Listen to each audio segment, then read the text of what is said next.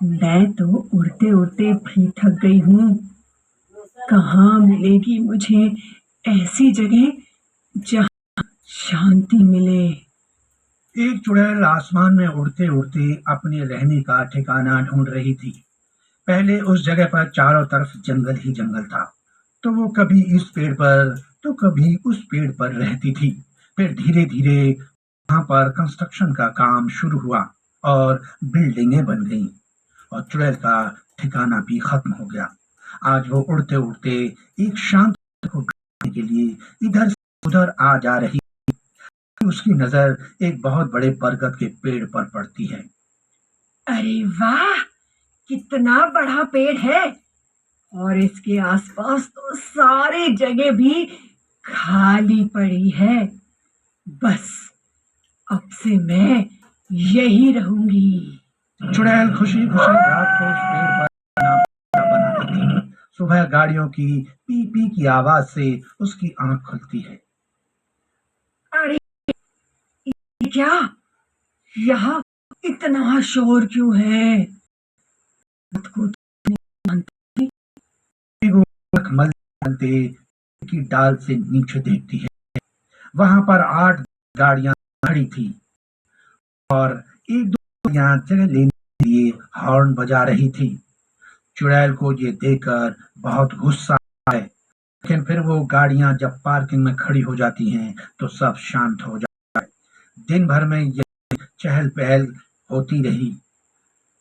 किसी न किसी का खाना उठा खा जाती और आराम से जाकर पेड़ पर सो जाती। कुछ दिन इसी तरह चलता रहा और फिर एक दिन चुड़ैल ने देखा कि वहां गाड़ियों की भारी संख्या है।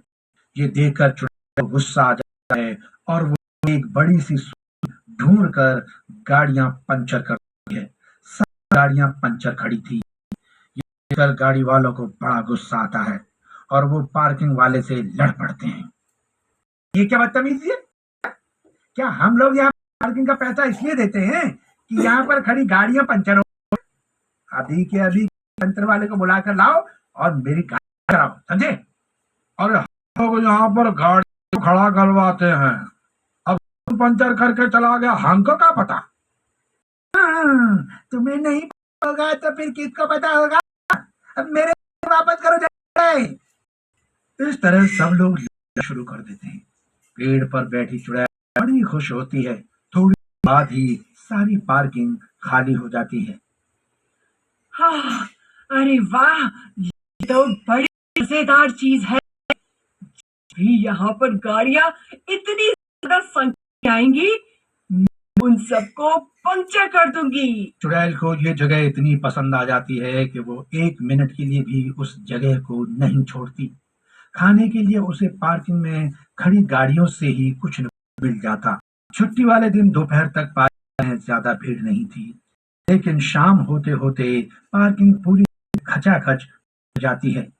गाड़ियां आ रही थी, जा रही थी, हॉर्न बजा बजा कर उन्होंने शोर किया हुआ था। चुड़ैल जो मजे से अपने पेड़ पर आराम कर रही थी, इतना शोर सुनकर उसे गुस्सा आ जाता है। तभी वो अपनी सुई उठाती है और सारी गाड़ियों को पंचर कर देती है। थोड़ी देर बाद जब पार्किंग का लड़का पार्किंग में खड़ी गाड़ियों को चेक करने जाता है तो हैरान हो जाता है कि सारी गाड़ियां पंचर थी। वो भागा भागा मालिक के पास जाता।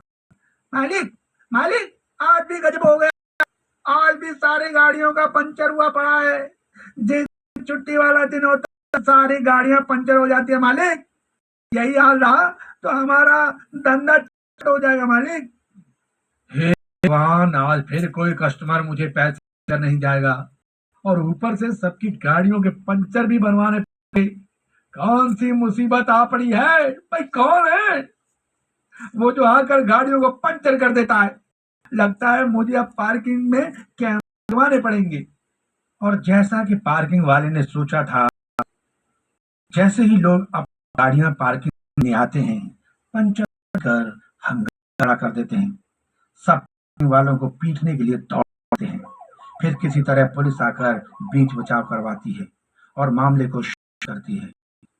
पर पेड़ पर बैठी हुई चुड़ैल उस मंजर का मजा लेती है और सबके बाद पूरा दिन कितना शोर था यहाँ, पर अब ये शांति कितनी अच्छी लग रही है। ये ठंडी हवा, अब यहाँ पर मैं कोई गाड़ी खड़ी नहीं होने दूंगी। अगले दिन सुबह पार्किंग वाला चारों तरफ कैमरे लगवा देता है। तभी दो गाड़ियां आती हैं। सुनो भैया, मुझे कुछ काम है, क्या मैं गाड़ी खड़ी कर दूं? मैंने सुना है यहाँ पर खड़ी हुई गाड़ी पंचर हो जाते हैं। बहुत भैया, क्या कुछ समझ नहीं आ रहा, और आज मैंने यहाँ पर कैमरे लगवा दिए, कोई भी कुछ करेगा मुझे पता चल जाएगा। फिर धीरे धीरे दो चार गाड़ियां वहां पर आकर खड़ी हो जाती हैं। जब चुड़ैल की आंखें खुलती हैं तो वो वहां पर गाड़ियों को देखकर गुस्से में आती है और अपनी सुई लेकर गाड़ियों को पंचर करती है। दोपहर के बाद जब पार्किंग वाला कैमरे में चेक करता है तो पता चलता है कि कोई चुड़ैल है जो सब गाड़ियों को पंचर कर रही थी। वो चुड़ैल को देखकर पूरी तरह डर जाता है।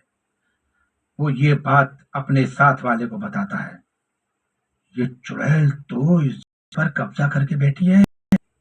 कैमरे में तूने देखा, इस बड़ के पेड़ के ऊपर ही रहती है, लोगों का खाना भी वही खा रही है और गाड़ियां पंचर भी वही कर रही है। एक काम करो, आगे ही कुछ दूरी पर एक मंदिर है, वहाँ पंडित जी रहते हैं, उनसे बात करके आओ।